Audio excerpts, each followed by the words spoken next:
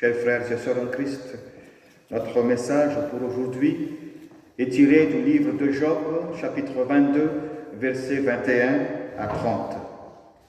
Soyez des chrétiens réconfortants. Tel est le thème de notre méditation. Nous connaissons tous l'histoire de Job, un homme qui adore Dieu, un homme très riche et qui a une grande famille, un homme bon qui aide les pauvres. Mais Dieu a permis à Satan de l'éprouver. Alors il a subi de grandes souffrances. Il a perdu tous ses biens. Il a perdu sa famille et surtout sa santé. Il se trouve qu'il a 3 amis, Eliphaz, Bildad et Tsophar. Ses amis se sont chacun intervenus pour le consoler. Et ici, au chapitre 22 du livre de Job, nous avons la 3e intervention d'Eliphaz. Mais qui est d'abord Eliphaz? C'est un juif venu d'Édom, c'est-à-dire de la région du sud-ouest d'Israël.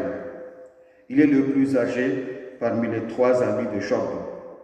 Et là, il tente de consoler Job qui souffre énormément. Quelles sont donc les leçons à tirer pour devenir chrétien réconfortant à travers les interventions de ces 3 amis et surtout celle d'Eliphaz? Premièrement, soyez des bons réconfortants et ayez de la compassion. Ayez de la compassion. Il est dit que ces 3 amis sont tout de suite venus quand ils ont appris les malheurs de Job.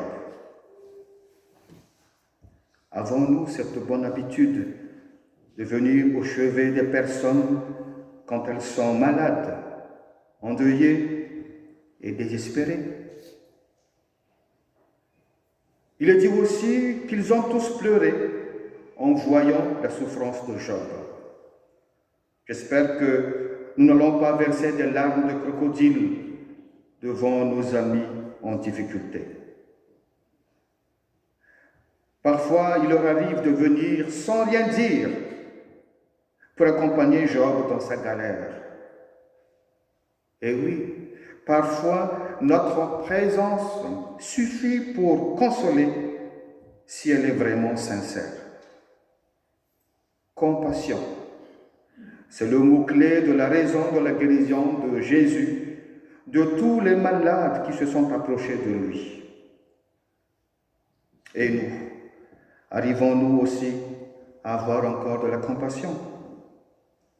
Ou est-ce un sentiment rare de nos jours, puisque beaucoup se sont déjà endurcis le cœur? Que le Seigneur nous vienne en aide. Deuxièmement, soyez des chrétiens réconfortants et aidez les faibles à revenir à Dieu. Ce n'est pas facile de réconforter quelqu'un qui s'est engagé à servir Dieu, mais subit beaucoup d'épreuves. En effet, on peut dire qu'au début, Job s'est rebellé contre Dieu et ses amis. Il a essayé de faire sa propre justice, car il pense qu'il ne mérite pas ce malheur. Il ne comprend pas les raisons de sa souffrance, alors qu'il est un homme bon. Alors il se plaint. Il reproche à Dieu même de l'avoir introduit dans ses souffrances. Alors, Job se croit trahi. Et ce ne sont pas des bonnes paroles qui arrivent à le consoler. Seul Dieu pourrait la réconforter. Donc Eliphaz a bien compris. Et il l'invite à revenir à Dieu. Au verset 21, il a dit « Réconcilie-toi avec Dieu, sois en paix avec lui. C'est ainsi que tu connaîtras le bonheur. » Chers amis, quand vous êtes face à une personne en détresse, une personne qui déprime, invitez-la à s'adresser à Dieu. Il faut lui avouer que vous ne savez pas vous aussi quoi dire. Il faut lui dire que seul Dieu pourrait la comprendre, la relever et la fortifier de nouveau.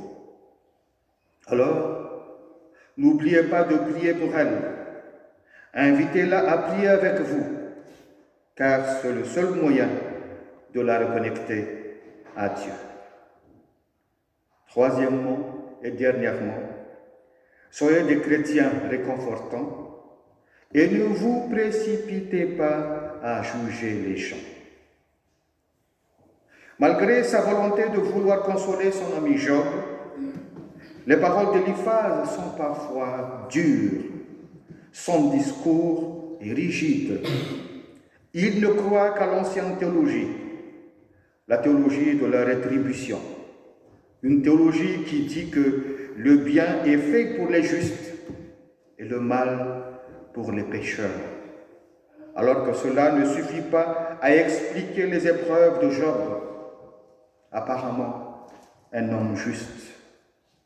On peut dire d'un côté qu'Éliphaz représente les dangers d'un jugement erroné ou trop hâtif face aux souffrances d'autrui. Au fond, Éliphaz est intimement convaincu que le malheur de Job est mérité. Selon lui, si Job souffre autant, c'est qu'il a commis une faute. Il a péché. Éliphaz pense que Job est coupable. D'où sa phrase au verset 30, « Dieu délivrera même le coupable » en s'adressant à Job. Vous verrez pourtant à la fin de l'histoire que Dieu a reproché à Éliphaz et à ses deux amis de ne pas avoir parlé avec justesse de lui. Job 42. Heureusement que notre Seigneur Jésus-Christ ne procède pas ainsi. Lui qui est toujours du côté des humbles et des pécheurs qui se sont repentis. Chers amis, c'est si facile de juger les gens lorsque le mal ne nous a pas encore atteints. Nos réponses toutes faites, nos réponses simplistes sont souvent inadéquates pour comprendre les mystères de la souffrance humaine. Souvenez-vous que la voie de Dieu est impénétrable et nul n'est maître du lendemain. Alors cessons de juger facilement les gens. Louons plutôt Dieu si vous êtes encore bénis et soyez des chrétiens réconfortants.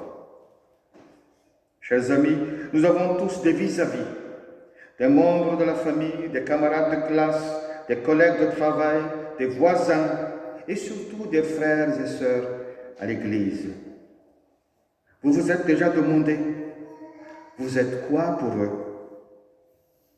Des ennemis, des jaloux, des persécuteurs, des rabat-joie?